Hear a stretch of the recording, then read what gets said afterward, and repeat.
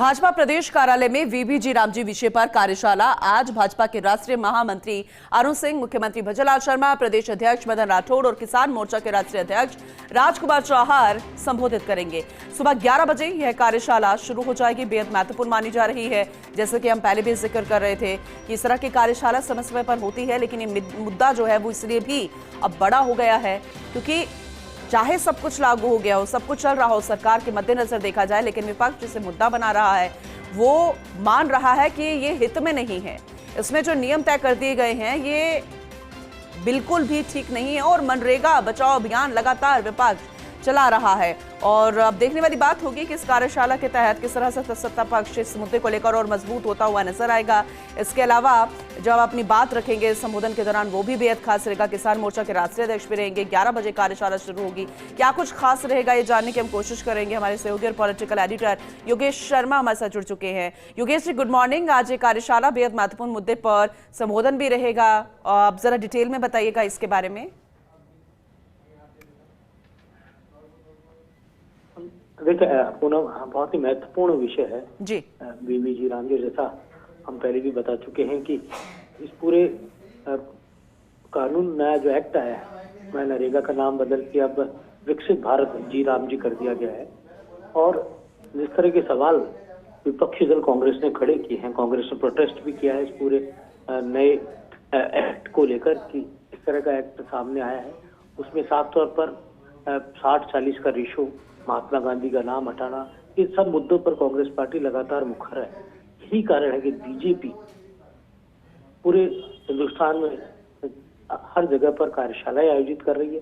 BJP के केंद्रीय नेता वहां पहुंचकर अपनी पार्टी के नेताओं को पूरे फैक्ट्स बता रहे हैं कि इस नए एक्ट को लाने के पीछे क्या मंशा केंद्र की सरकार की रही है, मोदी सरकार की रही है, और जो नाम बदला गया है उसके पीछे का पहलू बताया जा रहा है। इसके साथ ही ये बताया जा रहा है कि इससे कितना फायदा होगा, क्योंकि इस बार का जो नया कहा जा सकता है एक्ट है, उसमें इंफ्रास्ट्रक्चर को के कामों को सीधे तौर पर जोड़ा गया है। तो उस लिहाज से ये जो नया एक्ट है वो अपने आप में बेहद है। मैं तो अभी थोड़ी देर बाद ही कार्यशाला का शुरुआत हो जाएगी। बीजेपी के राष्ट्रीय महामंत्री संगठन, जो कहा जा सकता है संगठन के हेडक्वार्टर के इंचार्ज भी हैं, अरुण सिंह, अब वो यहाँ पर आने वाले हैं। वो संबोधित करेंगे और कार्यशाला को लेंगे। साथ ही मुख्यमंत्री भजनलाल शर्मा वो बताएंगे किस तरह से इसका महत्व है, वीबीजी रामजी कार्यशाला का महत्व है। और इसके साथ ही बीजेपी के प्रदेश अध्यक्ष मदन राठौड़ की मौजूदगी रहेगी और किसान मोर्चा के जो राष्ट्रीय अध्यक्ष हैं चौहान, वो भी यहाँ पर आ रहे हैं। किसान मोर्चा, क्योंकि किसान से जुड़ा ये बहुत महत्वपूर्ण विषय है। मनरेगा जो था वो गारंटी यूपीए की सरकार लेकर आई थी, और उस दौरान जो कहा जा सकता है कि देश के अंदर जब भी अकाल की स्थिति आई हो या बाढ़ की स्थिति आई हो या बेरोजगारी का आलम हुआ हो, तब ये स्कीम, ये एक्ट जो था, ये एक तरह से वरदान साबित हुआ ग्रामीण रोजगार के मद्देनजर। तो उस दिशा में बहुत बड़ा कदम था। और आपको ध्यान होगा कि जब यूपीए की दूसरी सरकार बनी थी मनमोहन सिंह की, उसकी जीत में बड़ा योगदान मनरेगा का रहा। और हमारे राजस्थान का ये सौभाग्य भी रहा था कि केंद्रीय ग्रामीण विकास राज्य मंत्री उस समय केंद्र में हमारे राजस्थान से डॉक्टर सीपी जोशी रहे, भीलवाड़ा से सांसद थे, उन्होंने वो जिम्मेदारी को संभाला था। अभी कुछ दिनों पहले उन्होंने कांग्रेस के वर्कशॉप में एक्ट के बदलाव को लेकर अपने विचार रखे थे। भारतीय जनता पार्टी जी पूरी तरीके से ये बताना चाह रही है कि ये जो नया कानून एक तरह से बनाया जा रहा है और नया एक्ट जो लाया गया है, इसके पीछे की मंशा क्या है। और ये भी बताना चाह रही है कि नाम बदलने का जो क्रम था वो केवल पहला क्रम नहीं, वो लगातार पहले भी बदला गया है। कांग्रेस ने खुद ने जवाहर रोजगार योजना का नाम बदला था। इसके अलावा और भी कई स्कीम्स है, कई ऐसे कानून है जिनका नाम कांग्रेस के राज में बदला गया। ये कोई पहला विषय नहीं, ये एक तो सबसे बड़ी बात वो बता रहा है। दूसरा, 60 और 40 का जो रेशो है, जो केंद्र और राज्य के बीच में, मतलब 60% केंद्र देगा और 40% राज्य को अपने हिस्से का देना होगा। तो उसके बारे में भी तथ्यात्मक तौर पर बीजेपी के नेता ये बता रहे हैं कि इससे किसी भी राज्य का अहित नहीं होने वाला। ठीक है। दूसरा, रोजगार दिवस बढ़ाए गए, मजदूरी बढ़ाई गई। और साथ ही इंफ्रास्ट्रक्चर के कामों से योगेश जी, सीधे लेकिन तौर पर जोड़ने का अगर मकसद इतना ही खास, अगर ये सब कुछ इतना पॉजिटिव में है, तो फिर क्यों इन नियमों को ही बार बार बताकर विपक्ष कह रहा है कि ये ठीक नहीं है, नियमावली ही ठीक नहीं है, हमें किसी नाम से कोई दिक्कत नहीं है? तो फिर आखिर ऐसा क्यों? क्या समझाने में कोई दिक्कत आ रही है या पॉइंट समझ में नहीं आ रहे हैं? पूनम, बहुत ही अच्छा सवाल है आपका। सबसे बड़ी बात कि महात्मा गांधी का नाम की जगह विकसित भारत जी राम जी हो गया। जी, कांग्रेस की सबसे बड़ी आपत्ति है कि देश के राष्ट्रपिता का नाम बदल दिया गया और राष्ट्रपिता के नाम को हटा दिया गया। ये एक बड़ा मुद्दा कांग्रेस पार्टी ने बनाया। दूसरा, 60-40 का जो रेशियो है कि इससे जो राज्य हैं, छोटे राज्य है या जो विकसित राज्य नहीं है, जो विकासशील राज्य है, उनके सामने बड़ी संकट आ जाएगा और वो अपने हिस्से का पैसा दे नहीं पाएंगे और इसका असर जो रोजगार कर्ता को नहीं मिल पाएगा या कहा जा सकता है कि रोजगार के मद्देनजर ये पूरी तरह पैसा उस राज्य के हिस्से का जो है वो खर्च नहीं कर पाएंगे या उनके पास उतना मद नहीं होगा। इस तरह की बात भी की जा रही है।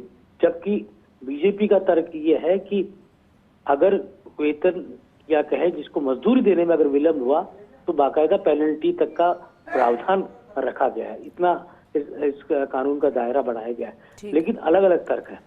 सबसे बड़ी बात तो कांग्रेस का तर्क या कांग्रेस के गुस्से का कारण या उनके प्रोटेस्ट का कारण एक और है, क्योंकि ये मनरेगा जो एक्ट था ये कांग्रेस की यूएसपी थी जब यूपी की सरकार थी उस समय। तो ये एक उनके हाथ से बड़ा मुद्दा छिनकर अब बीजेपी के हाथ में जा रहा है और बीजेपी ने नाम बदलकर पूरी तरह अब विकसित भारत जी राम जी का मतलब यह है कि अब ये भारतीय जनता पार्टी की और मोदी सरकार की खुद का लाया हुआ नया एक्ट कहलाएगा आने वाले समय के अंदर। एक तरह से मुद्दा छिन गया। जिस तरह से आपने देखा होगा पहले भी पूनम की कई महापुरुषों के नाम जो एक जमाने में कांग्रेस के साथ जोड़े जाते थे, वो एक एक करके भारतीय जनता पार्टी के साथ या भारतीय जनता पार्टी ने बहुत रणनीतिक तौर पर उन्हें उन नामों को अपने साथ जोड़ने का काम कर लिया। चाहे वो सरदार पटेल का मुद्दा हो, चाहे वो आप कह सकते हैं और भी कई महापुरुषों के नाम हो जो कहा जा सकता है कि अलग हटकर जिनके नाम लिए जाते थे या कांग्रेस से जिनका सीधे तौर पर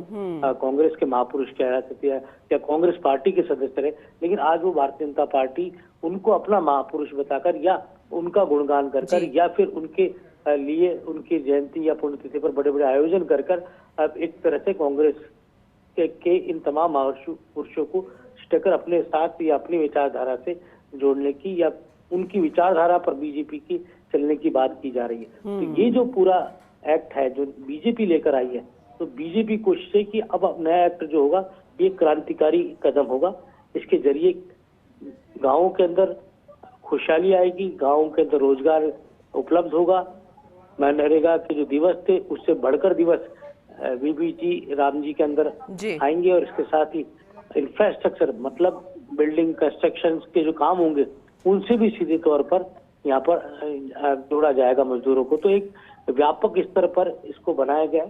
अलग अलग फैक्ट्स विपक्षी दल दे रहा है। बिल्कुल योगेश जी, आपने बहुत बेहतर तरीके से इसे समझाया है और हम लगातार आपसे आगे भी अपडेट लेते रहेंगे जैसे ही ये कार्यशाला शुरू होगी।